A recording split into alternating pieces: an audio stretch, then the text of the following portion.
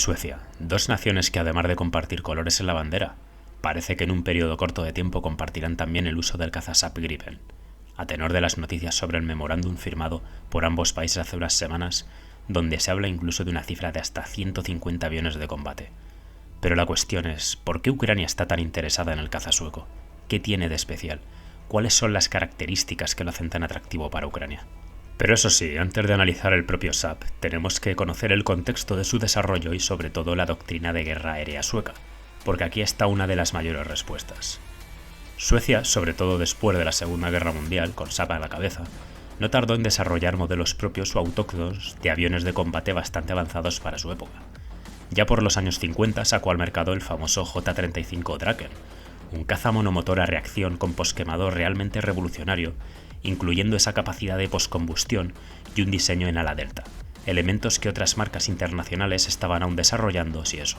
Con más de 600 unidades el éxito fue rotundo, sobre todo en países nórdicos y europeos.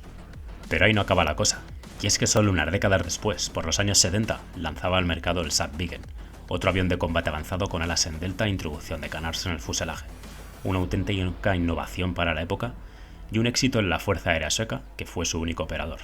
Pero todos estos éxitos de la sueca SAP no los podemos entender desde el contexto puramente técnico o industrial de estos aparatos. Y es que tenemos que hablar de la doctrina de guerra aérea sueca para comprender su desarrollo y posterior uso por parte de la Fuerza Aérea.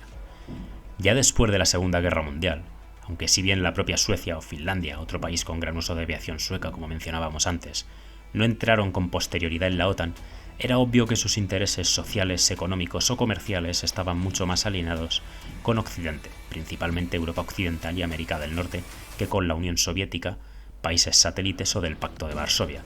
Eso es un hecho y como tal en su doctrina militar se entrenaba o se esperaba que en caso de conflicto el rival o los rivales fueran estos últimos.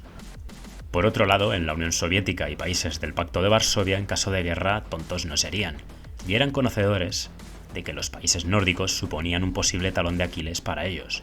Por lo tanto, si estallaba el conflicto era evidente que llevar a cabo ataques, sobre todo contra instalaciones que pudieran ser usadas por la OTAN como aeropuertos, eran perfectamente justificados. Con lo cual, en Suecia, durante la Guerra Fría, las condiciones de desarrollo de aviones de combate eran claras. Los aviones, por necesidad, deberían de tener capacidad para ser operados desde multitud de pistas de aterrizaje, de todo tipo de condiciones, aeropuertos comerciales, aeródromos deportivos e incluso carreteras u aeródromos improvisados. SAP trabajaba con eso y en sus desarrollos, en las características de sus aviones, no faltaban dos elementos clave. El primero, la capacidad del tren de aterrizaje debería ser realmente superior a otros diseños occidentales para poder realizar despegues o aterrizajes en pistas o carreteras en mal estado. Véase el tren de aterrizaje reforzado del Viggen. Y segundo, los aviones no deberían tener un tamaño excesivo para poder ser incluso ocultados entre los bosques o construcciones anexas, dos elementos que perduraron también en el diseño del Gripen. Con todo, la Guerra Fría al final llegó a su fin, sin conflicto bélico, pero todos estos requisitos y doctrinas se siguieron manteniendo en Suecia y durante el desarrollo del SAP Gripen fueron clave en su origen. Y así llegamos al Gripen, un avión en ala delta y canards desarrollado a finales de los 80 y entrando en servicio en el año 1996 con la Fuerza Aérea Sueca, un caza polivalente, monomotor, en este caso un Volvo aéreo RM-12 que es a su vez una copia del General Electric F404 que podemos encontrar en aviones como el F-18 Hornet. No es el motor más potente del mundo, pero suficiente para llevar al ligero Gripen a velocidades por encima de Mach 2 a elevadas altitudes, y sobre todo es un motor probado y fiable en condiciones adversas, algo clave en un caza monomotor y más si cabe en un caza destinado a ser utilizado en condiciones más adversas tanto por las pistas a usar como por las condiciones climáticas propias de la península escandinava. Los modelos serían originalmente dos, las variantes AOC y BOD, dependiendo de si son o no monoplazas o biplazas, y salvo ligeras diferencias con una envergadura de poco más de 8 metros, son en torno a un 20% más pequeños en tamaño que sus comparables europeos como el Dassault Rafale o el Eurofighter Typhoon, es decir, algo que recalca aún más su proyección a poder ser utilizado desde pistas más pequeñas, carreteras o poder usarse en coberturas o búnkeres improvisados aún más pequeños. Como armamento pueden portar básicamente todo el estándar utilizado por la OTAN, con AIM-120s, Meteor, AIM-9s, etc., lo que lo convierten en un avión perfectamente capaz, pero con un tamaño y un coste asociado más reducido que los anteriores. Y ya más recientemente llegamos a las versiones más actualizadas del Gripen, las versiones E y F.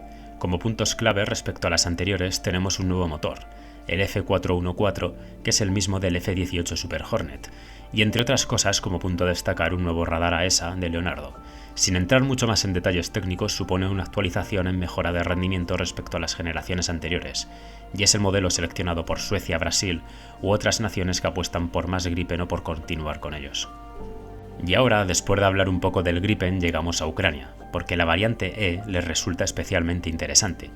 Y es que a finales de octubre del 2025 el primer ministro sueco Kristersson y el presidente ucraniano Zelensky firmaron un memorándum de cooperación en el que se incluye la adquisición de nada más y nada menos de hasta 150 unidades del SAP Gripen en su versión E, y según algunas fuentes para otorgar durante los próximos años.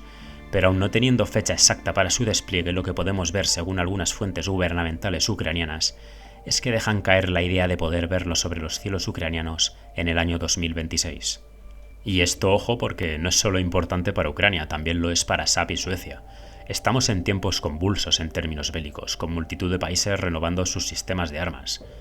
Y es obvio que la guerra vende y es el mejor campo de pruebas para otros posibles compradores. Por lo que desde el punto de vista industrial y comercial, tanto a SAP como al gobierno sueco les interesa mucho que su avión de combate llegue a los cielos ucranianos cuanto antes. Pero con todo esto, ¿por qué SAP? ¿Por qué el Gripen? Podemos encontrar varias respuestas, pero en mi opinión principalmente tres. Además, obvio de las características técnicas del propio aparato que lo sitúan entre los mejores del mundo en su categoría.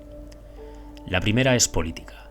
Es obvio que en una guerra necesitas aliados, pero sobre todo necesitas aliados fiables y que independientemente del gobierno de turno, ya sea más o menos de izquierdas o de derechas, los acuerdos y los compromisos se mantengan vigentes.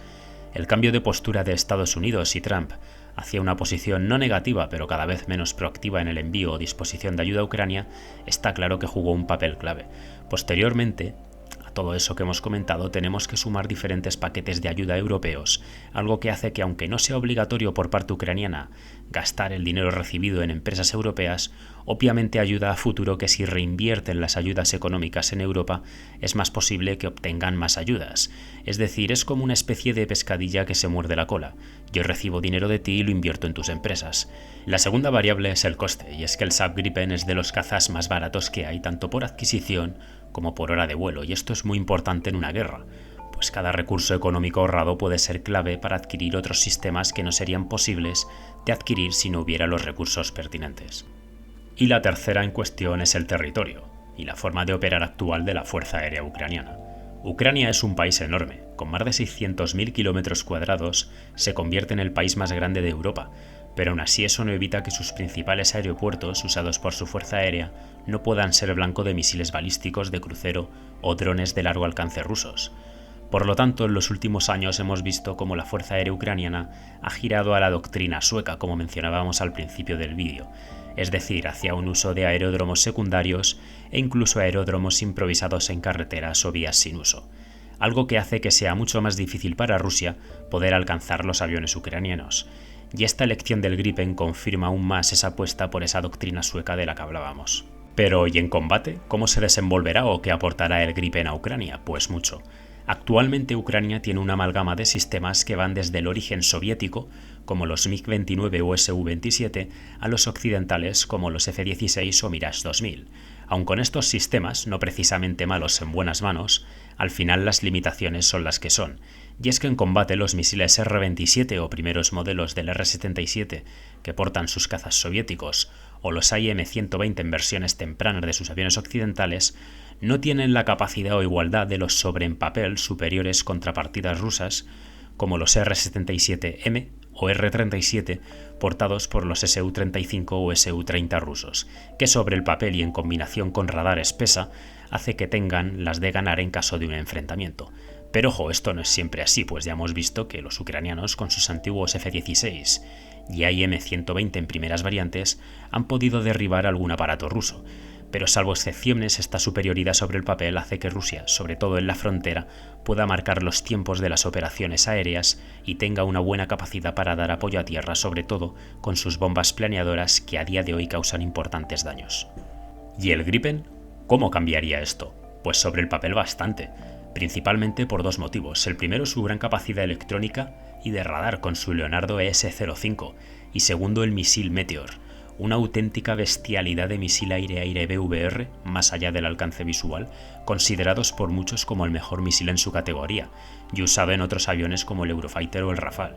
Con esta combinación de radar más misil y sistemas adicionales que porta de guerra electrónica, unido a su capacidad de operar desde aeródromos no convencionales, el Gripen supondría un salto enorme en las capacidades ucranianas, y 100% lograría que solo con su presencia en territorio ucraniano, las fuerzas aéreas rusas tuvieran que limitar bastante sus entradas en zonas de combate, algo que repercutiría muchísimo en sus operaciones de ataque a tierra.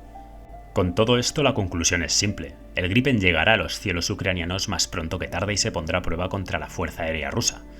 Las expectativas son altas, pero buena parte de las esperanzas de la Fuerza Aérea Ucraniana quedarán depositados con él. Con todo esto me despido, espero que te haya gustado el vídeo. Si es así, deja tu like, suscríbete si aún no lo estás para más contenido y nos vemos en el siguiente. Chao, chao.